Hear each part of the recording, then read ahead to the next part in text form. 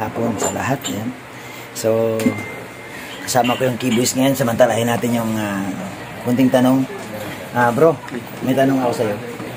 Anong masasabi mo doon bro sa mga basher kay Beyonce na nilalait nila si Beyonce? Alam mo kung ano sinasabi? Sungki-sungki daw. Anong message mo doon? Grabe naman. Ayun po mga kalingap, mga kabayan. Konting message ko lang dyan.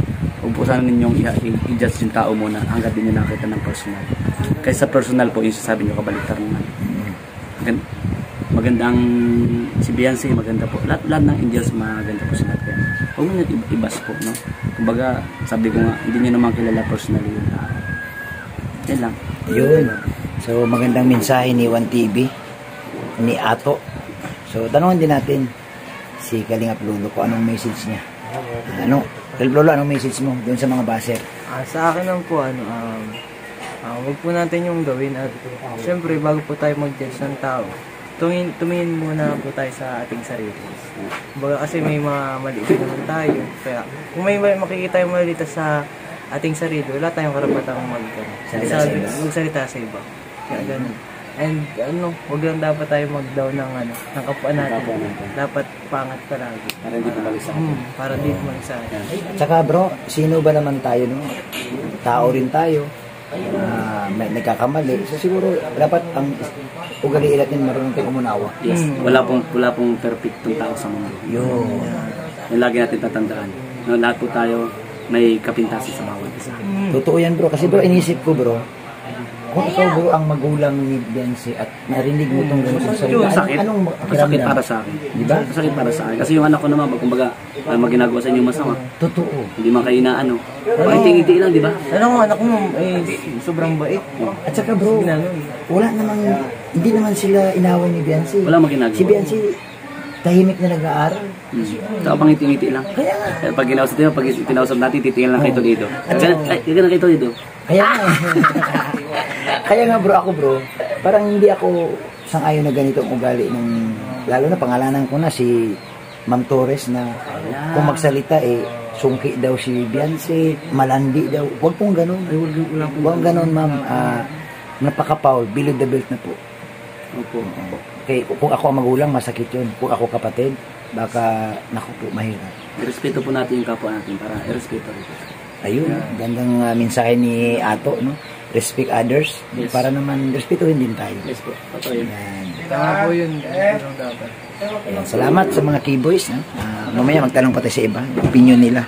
Kasi hindi maganda yung nangyayari. Komento mo doon bro sa isang basher bro ng Beyonce na nilait-lait siya bro. Alam mo anong sabi niya bro? Sungki daw si Beyonce at malandi. Ayun ba nabasa ko yun? Si Tunyakaw Torres. Anong bro, ang komento lang bro, kung iyon ba dapat bang sabihin yun sa isang Beyonce na nananahimik at napakabait? Sa akin naman, karapatan niya magsalita siya. Bahala siya kung sabihin niya. Oo. Pero si Beyonce kasi na, kumbaga, nataring na namin yan. Oo nga. Na namin na kung may mga basher, hayaan mo lang. Huwag lang sumagot. Oo, hayaan mo lang sila. Yun ang namin kumbaga, meron ng orientation yan sa amin. Sa bukod kay Kalingap Rab, sa Keyboys, meron din siya naririnig na mga payo na galing sa amin. So malaking bagay bro kay Beyonce na andyan yung Keyboys para alalayan siya. No? Kasi bro, yung ganito kasing klaseng komento, tutuusin masakit. Masakit talaga. Below the belt. Na yun, wala na sa Wala na sa ayos. Pero namin yan, una pa lang, nakilala namin si Beyonce kasama na. Lahat halos ng Angel, meron kami mga orientation doon. Bukod kay Kalingap Rab, meron din kaming payo sa kanila na hanggat maaari, okay, magkipagdebate kasi lalong lalala yan pag once sa sinagot mo. Kahit sabihin natin below the belt, hayaan mo kasi andyan naman sila Kalingap Rab, si Kuya Bal na handang magtanggol sa kanya, sumagot. Para siya, steady ka lang, bahala na. Kasi kung sasagot ka lang, malaking malaking issue. Mawawala ka sa focus sa Pero kung lang bro, kung ikaw lang tama, dapat hindi ganun ang hindi dapat walang ganun. Wala na, below the na yun, wala na sa wala na kumbaga, wala na sa hulog Oo. So yun po, maraming salamat kay Pure Health, isa sa mga keyboys na natanong natin patungkol sa basher ito ni Beyonce. Bro, adagdag ko na lang, wala bang reaction si Ido sa mga ganun? Ano ba ang opinion ni Ido pagdating sa ganun? Anong advice ni Ido din? Kay Eds, tatawanan niya lang yan kasi sanay na si Eds pagdating sa ganun. Sanay na siya. At saka yung nga sabi sa iyo, kung meron akong sinasabi sa Angels, mas lalo naman si Ido. May kanya-kanya kaming doon sa mga Angels. Yan. So malaking bagay yan kay Beyonce na meron siyang mga kuya. Kuya, yan, na nag-aalalay. Siyempre kay Norman, halika dito bro. Ayan, salamat Ngiti ka muna, ngiti ka muna, ngiti. Bro, anong masasabi mo dun sa mga basher ni Beyonce? Wala lang. Hindi. Ano lang natin yun. Parte ng buhay. Pero bro, Social media. Pag yan ang intindihin nyo. pero bro, parang masakit no na sabihan si Beyonce na sungki daw. Tsaka, oo, sinabihan doon, yun ang pinost doon bro eh. Sungki daw si Beyonce. Ay, walang problema yun. Tapos wag mong intindihin Beyonce. Ako nga, wala akong ngipin. Tawa ko ng tawa eh. So, anong advice mo kay Beyonce? Ano lang. Tuloy Wala lang laban. tuloy lang.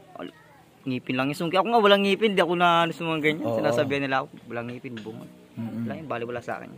Basta ano lang, baliwala niya lang yan. Basta tuloy mo lang yung pagiging positibong tao. Ayun, yun ang gusto ko marinig dito. Manatiling positibo. Manatiling positibo lang palagi. Ayan, at siyempre lagi nakaapak sa lupa dapat Oo. bro. Pag Ayan. huwag tayong mataas, palagi lang tayong nakatapak sa lupa dapat. Oy, support Kasi- niyo ha si Norman. No? Ano, grabe. Ang lalim One kalingap, one family. Ang lalim ng mga Talinaga. talinaga. Grabe. grabe. Basta ano lang. Maganda yung bro, yung sinabi mo bro na maging positibo lang. Oo, maganda yun kasi ang term na positibo, malawak yan eh. So ibig sabihin ng positibo, dapat tuloy-tuloy ka lang, huwag mo intindihin yung mga nang lalait sa'yo para magiging maayos ang buhay mo. Ayan. Thank you bro, salamat. Kasi marami ka pang mararating eh. Kasi Yun. nasa kalingap ka. Ayun, tama. Ang tulong, tuloy-tuloy. Tapos, pero di natin alam, baka sa susunod na magkatuloy na kayo ni Edo. Ay, bulong. Saka ako lang ang nakakaalam. Alam ba kay Bobby? Ano? Ako lang nakakaalam ng secret vlog ng EDC. Di nga. Ano yun? Bulong mo sa akin bro. Bawal pang ibulong yan. Bawal ba? Confidential dahil kami lang ni Kuya Edo nakakaalam yan. Ngayon, nalalaman na sa vlog mo may secret vlog. Ay, secret vlog. Ayun, oh. Ay bro, mensahe mo kay kay Kuya Bal. Ay, maraming salamat Kuya Bal sa iyo dahil kung wala ang kalingap mo ay wala po akong mata ngayon. Ay, grabe. Ayun, grabe. Ate Edna. Sobrang pasalamat sa inyo kasi kay Ma'am Edna, kay Kuya Bal, kay Kalingap, sa lahat ng team dito sa Kalingap. Kay Ma'am Jack, salamat sa inyo, sa mga K-boy, sa inyo po. Ayan. Sa inyo lahat. Kung wala kasi itong Kalingap to, wala si Kuya Bal. Wala na akong nakikita ngayon. Hindi ka na Nakakita. naging positibo ngayon. Lungkot na ako nun eh. Kaya nga. Ngayon, Mabuti na lang may kalingap. mabuti na lang may Kalingap. Salamat sa lingap ng Dahil mga Kalingap. kay Kuya Bal. Kay Kuya Bal po yan. Salamat din sa Panginoon siyempre. Siyempre, ginamit si Kuya Bal. Si Kuya Bal, si Kuya Bal. Totoo. Si Super Mac po yung nakascout sa akin yun. Salamat kay Mac. Mac, salamat. Super Mac. Ayan. Thank you. Thank you. Thank you kay Okay, Norman. So, yan po mga kalingap, mga kapatid. No? Bakit ko ba tinatanong ang mga K-boys? Kasi nga, gusto rin natin malaman yung kanilang opinion sa K-boys at gusto rin natin marinig no sakaling sa kanila no yung mga komento, yung pambabas, panlalait kay Beyonce na isa namang napaka below the belt naman talaga. So sana kay Beyonce naman lang, maging positibo lang, sabi nga ni Norman, huwag pong pansinin yung mga naninira sa'yo, tuloy mo lang kung anong gusto mo. Nandito lang po ang Team Kalingap, nandito kami, nandito ako para dumapinsa at ipaglaban natin kung anong tama. So salamat po sa inyong lahat, sa lahat ng viewers at subscribers, kay Kuya Bal, kay Ate Edna, kay Kalingap. Thank you. So nandito kami ngayon sa isang lugar, nandito po sa Bagong Silang upang bisitahin din po ang pabahay ni Kalingap. Salamat po muli at isang mapagpalang araw sa inyong lahat.